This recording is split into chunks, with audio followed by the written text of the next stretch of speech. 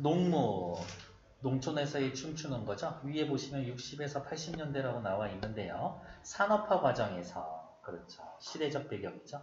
소외된 농촌, 암담한 현실, 농민의 절망감, 울분 등을 농무를 추는 농민들을 통해서 그려냈습니다. 왼쪽 볼게요. 자유시, 서정시, 농민시고요. 그 다음에 아마 보통 농민시라는 말보단 참여시라는 말을 더 많이 쓸 거예요. 사실적이고 묘사적이고 비판적입니다. 제재는 농무고요. 주제는 언제나 중요하죠. 농민들의 삶과 고뇌어린 삶에 대해서. 뭐가 그렇게 고민이 많을까? 비료값도 안 나와. 그게 제일 문제지. 서사적인 시상 전개가 이루어지고 있습니다. 왠지 모르게 뭔가 이야기가 된다고. 역설적인 상황의 설정을 통해서 심리를 드러내고 있습니다. 비료값도 안 나오는 농사라는 건 상황적인 역설인 거고, 그러한 상황에서 날라리를 불까 어깨춤을 출까 라고 하는 부분도 역설적인 상황이죠. 직설적인 표현으로 현실 인식을 드러냅니다. 아까 계속 이야기하는 농사값도 안 나오는 비료값도 안 나오는 농사 따위야 옆에 내게 맡겨두고. 그 다음에 옆에 잠깐 볼게요. 답답하고 고달프게 사는 게 원통하다. 엄청 직설적이지. 농무. 밑에 농무가 이 작품에서의 지니는 성격. 사실은 농무라는 것 자체는 농촌에서의 일을 끝내고 노동의 피로를 풀고 활력을 얻게 하기 위해 행해지는 놀이고, 농민들이 추는 춤이면서 동시에 즐기는 춤인데 60, 70년대 에는 비극적 농촌 현실이 있었고요. 농민의 울분을 역설적으로 드러내줍니다. 신나서 추는 춤이 아니라 삶의 한을 풀어내는 신명풀이의 성격을 지니고 있습니다. 밑으로 내려갈게요. 오른쪽 밑에 이해와 감상. 이 시는 농촌의 비극적 현실을 사실적이고 극적으로 묘사했습니다. 70년대 초에 발표되었지만 작품 속 농촌의 현실과 오늘의 농촌은 그렇게 다르지가 않습니다. 게다가 더 충격적인 건 뭐냐면 조선시대하고도 다르지가 않아요. 이 시에서 그렇게 나올 거예요. 그만큼 농촌의 현실을 꿰뚫고 있습니다. 이 시에서의 농무라는 놀이가 등장하지만 즐거움으로 충만하지 않습니다. 이 시에서의 농무는 농민들의 분풀이의 성격을 띠고 있기 때문입니다. 공연이 끝나고 학교 앞 소주집에서 술을 마시는 농민들에게 밀려오는 것은 허탈감. 대놓고 직설적으로 답답하고 고달프게 사는 게 원통하다. 직설적. 이까지 산구석에서 처박혀 발버둥 친들 무엇하랴. 직설적. 그들은 기본적인 정서가 허탈감, 원통함, 울분을 안고 있습니다. 쇠전이면 어디예요? 소 파는 데, 소 잡는 데지. 그래서 누구든 걸리면 다 죽여버릴 거야. 이런 살이마저 느껴지고 있다. 도수장의 거치입니다. 그들이 지닌 한은 신명으로 전환이 되는데 진짜 신나서 신나는 신명이 아니야. 여기에서의 신명은 분노를 삭히면서 형성된 역설적인 의미입니다. 따라서 겉으로는 흥겨운 축제를 보여주고 있지만 사실은 당대 사회적 현실을 문학적인 방식으로 고발하고 있습니다. 마지막에 날라리를 불까 어깨춤을 출까 라고 이야기하며 처절한 몸짓을 보입니다. 공감하게 되어 있습니다. 붕괴되어가는 농촌사회 목계장터가 있고, 다음 페이지 잠깐 볼게요. 학교에서 배우셨다라고 했으니까 여기 미리 볼게요. 텅 빈 운동장. 농촌의 삶의 현실에서의 느끼는 스트레스함, 소외감, 허무감, 그리고 어떻게 농촌 이외의 다른 사람들의 공감이나 위안을 받지 못하고 있음을 확인하는 공간. 텅 빈 운동장. 다른 사람들의 이렇게 농민들, 당사자들 말고 타인의 공감과 위안이 없는 곳. 쇠전 도수장. 사라져가는 농촌형 공동체의 활력을 암시하는 공간.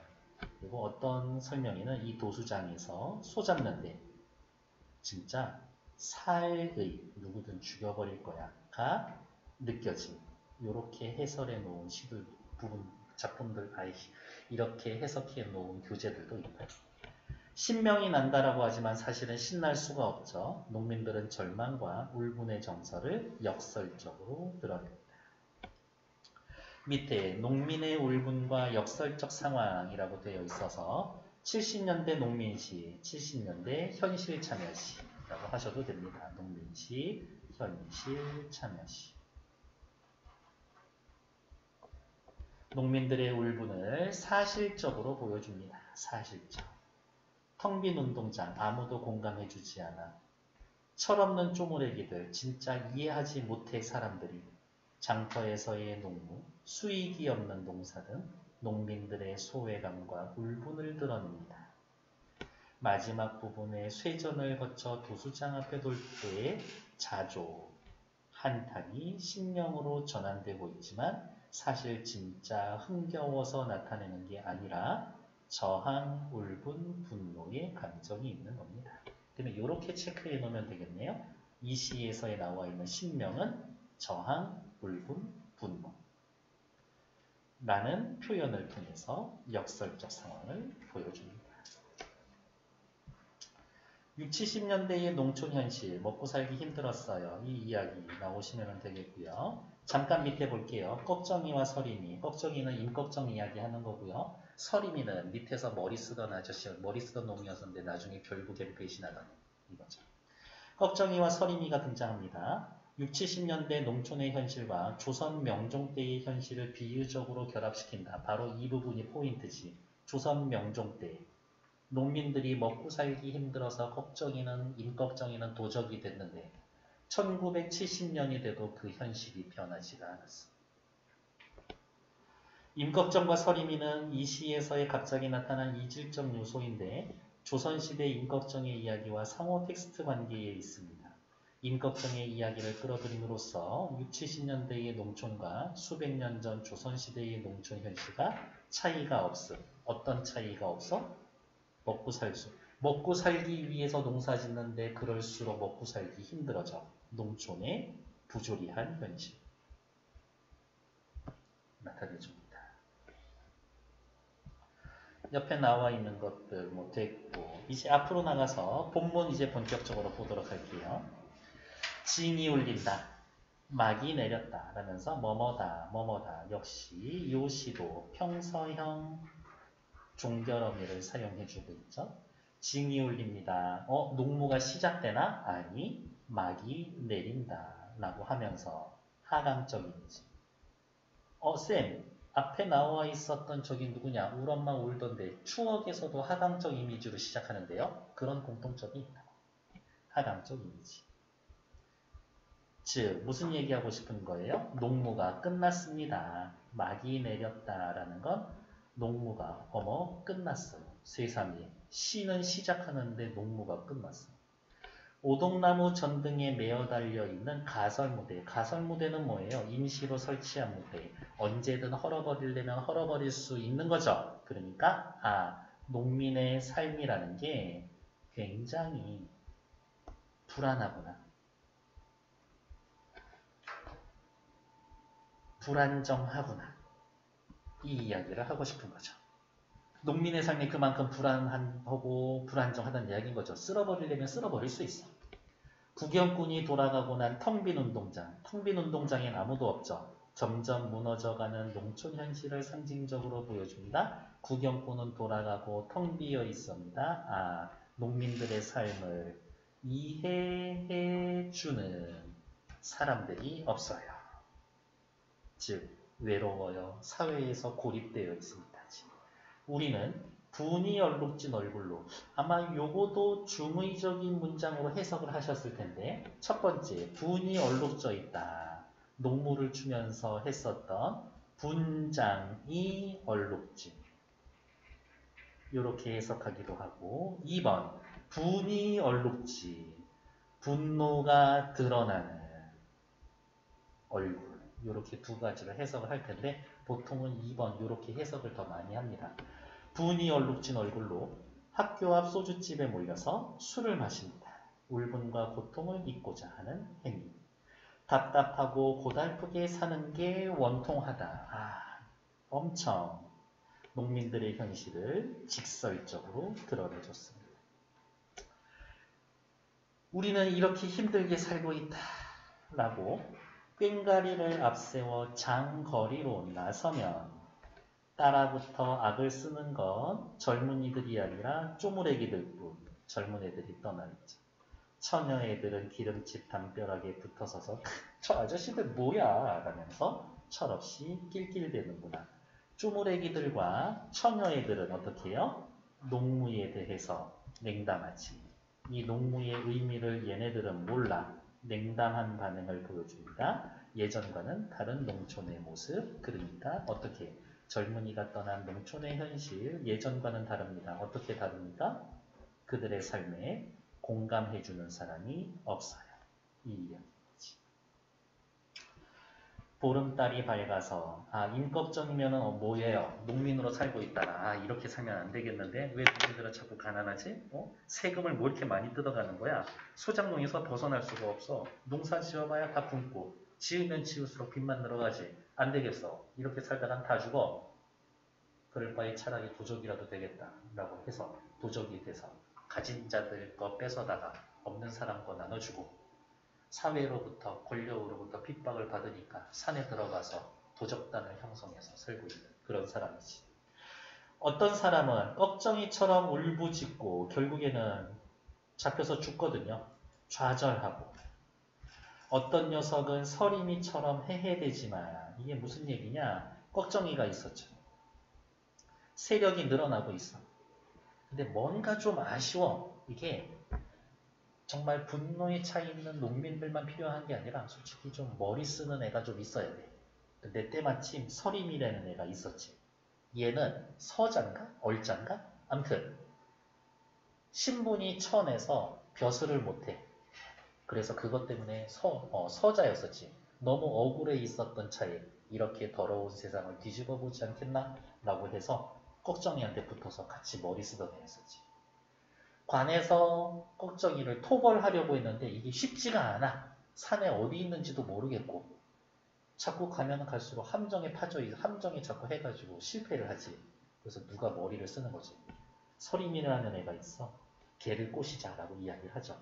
몰래 접근을 해서 벼슬 시켜줄게. 아 그래요? 그래서 배신을 하는 거지.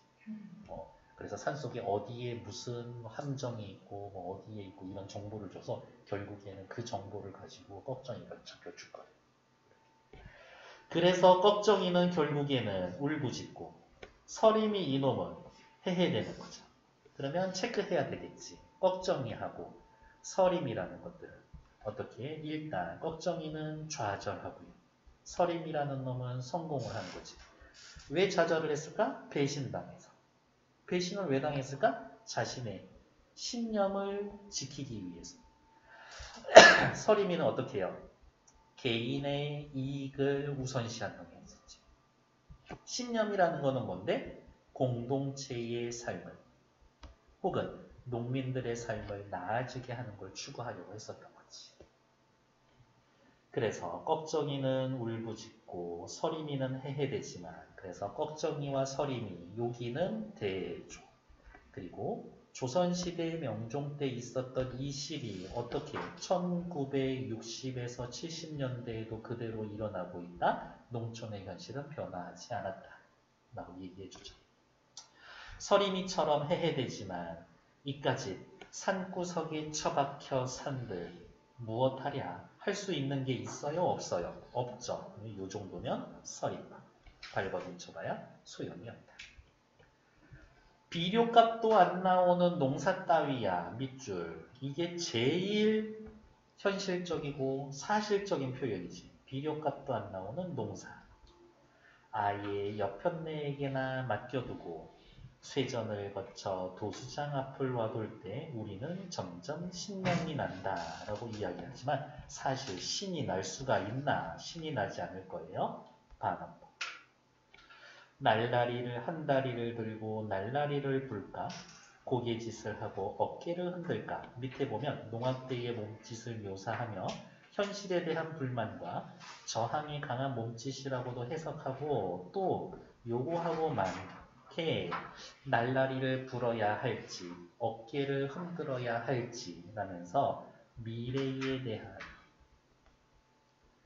미래에 대한 확신이라든지 미래에 대한 계획이 없는 농촌 현실을 보여준다. 요렇게 해석하기도 합니다. 괜찮나요? 근데 둘 다 맞다라고 봅니다. 다음, 색깔 있는 형광펜이 있으면 또 하나 잠깐만 들어볼게요. 뭐 할 거냐면 공간의 이동 찾으러 갈 거거든요. 공간의 이동 찾으러. 일단 텅 빈 운동장에서 시작을 하죠. 그리고 어디로 갔어요? 학교 앞 소주집으로 갔지. 학교 앞 소주집에서 술 마시고 더벌털레 장거리로 나서고 있죠. 쫄래쫄래 움직이고 있다가 쇠전을 거쳐 도수장 앞에 와서 돌고 있지. 그래서 이 시는 요거 한 부분만 본다라고 하면 뭐 공간의 이동에 따른 시상 전개다. 요렇게도 이야기를 하니까 뭐 요거 학교쌤이 말씀해 주셨다면 하면 되고 아니면 요거 슬쩍 이거 공간의 이동으로 봐도 되나요? 라고 한번 여쭤보시오. 네. 됐고 다음 또 한 번 더 정리 나와 있는 거 볼게요. 뒤에 몇 군데다만 체크하시면 되지. 참여시고 사실적이고 묘사적이고 비판적이다. 주제는 언제나 중요하고요. 농촌의 현실과 농민의 애환을 사실적으로 그립니다. 민요적 가락이라 하는데 솔직히 저는 잘 모르겠습니다. 감정을 직설적으로 토로하고 비애가 담긴 어조, 뭐 비애라는 말 대신에 자조적 어조라고 해도 됩니다. 역설적인 상황을 설정합니다. 신명이 나지 않는데 신명이 난다고 심리를 단어적으로 표출합니다. 그래서 헷갈리시니까 정리할게요. 역설적 상황을 설정하여 단어적으로 행동을 보여준다. 역설적인 상황에서 단어적 태도가 드러난다. 이렇게 하시면 되겠지. 이 시의 표현상의 특징, 직설적으로 감정을 표현하고요. 서사적이고요. 사실적 묘사, 추고식 구성. 저는 아까 요거 하나만 공간의 이동만 말씀드렸는데 시간의 흐름에 따라서도 내 시상이 전개된다라고 하는데 보통은 공간의 이동 여기까지는 얘기해도 시간의 흐름은 뭐 너무 당연한 거라서 됐고 공간 이동 전개되는 거 아까 요 색깔로 어디가 있냐 아까 요 색깔로 체크해 드렸습니다. 걔네들 공간 이동 확인하시면 되겠고 밑에 신명이 고조될수록 울분도 고조되고 있다. 공연이 끝나고 텅 빈 운동장에서 소주집을 거쳐 장거리와 쇠전을 지나 도수장 앞에 올수록 점점 신명이 난다. 밑줄 긋죠. 도수장은 농민들의 분노와 한이 최고조에 이르는 거. 어떻게 보면 너무 무서울 수 있어요. 됐고 장면에 따라서 역설적 상황이 있습니다. 됐고 하지만 이러한 역설적 상황에서 울분과 절망을 정반대의 신명으로 극복하고자 하지만 극복되지 않을 거예요. 그 아픔을 역설적으로 높여주고 있습니다. 정도 확인해보면 되겠고 뒤에 또 뭐 확인해 볼 것들이 있을까? 역시 문제 있는 거 계속 체크해서 풀어주시면 될 것 같고 쭉쭉쭉 그 다음에 농무 또 나와 있는데 어디 있을까? 요렇게 생긴데 잠깐만 볼게요. 네, 여기 나와 있죠? 걱정이 어디가 있냐? 걱정이면 의적이고 서림이는 나중에 걱정이 배신한 인물 뭐 확인하시면 되겠고 됐고 뭐 전체적으로는 다 비슷한 이야기를 했고요. 네, 앞에 없었고 처음 나오는 이야기죠. 집단 화자 우리를 통한 효과 사실은 내가 억울하고 분한 게 아니라 우리라는 말을 쓰고 있죠. 우리라는 말을 설정해서 독자의 심리적 동화를 유도하고 야 너 농사 안 짓는다고 너무 그렇게 우리한테 신경 안 쓰면 안 돼. 이거 네 얘기가 될 수 있어. 이 시에서의 다루는 문제가 개인적인 문제가 아니라 농촌 전체의 문제다 라고 이야기해 줍니다. 저 표현은 좋네요. 이렇게. 어쨌든 시의 화자가 표면에 드러나 있다 라고 확인해 놓으면 되겠고 됐고 다음 페이지 화자의 현실인식 요거 하나하나 읽어볼게요. 전통적으로 한과 신명은 서로 구별되지는 않는다. 뚜렷하게. 한에 신명이 섞이기도 하고 신명에 한이 끼어들기도 하고 한 덩어리가 되기도 합니다. 한과 신명은 그냥 한 세트처럼 움직이기도 한다. 이러한 한과 슬픔을 신명이라고 표현하며 농무를 통해서 농민들의 한과 슬픔을 표출하면서 그것을 해소하려고 합니다. 현실에 대한 대응 방식은 체념이라기보단 암담함과 울분을 이겨내기 위한 처절한 몸짓을 보여주고 있습니다. 60, 70년대 농촌이 어려웠어요 라는 이야기인 거고 뭐 다른 시들도 있고 정의성의 저문당의 삽을 싣고는 농촌이 아니라 도시 노동자의 희망 없는 삶에 대해서 이야기를 해주고 사실은 어느 나이 때부터인가 이런 시 있죠. 여기 정문당의 삽 이 시는 엄청 무서운 시야. 이렇게 도시 하층 노동자로 살고 있는데 희망이 없어. 일이 끝나고 돌아가야 되는 것도 어디에 돌아가야 돼? 배고픈 마을로 돌아가야 돼. 너무 무서운 현실인 거지.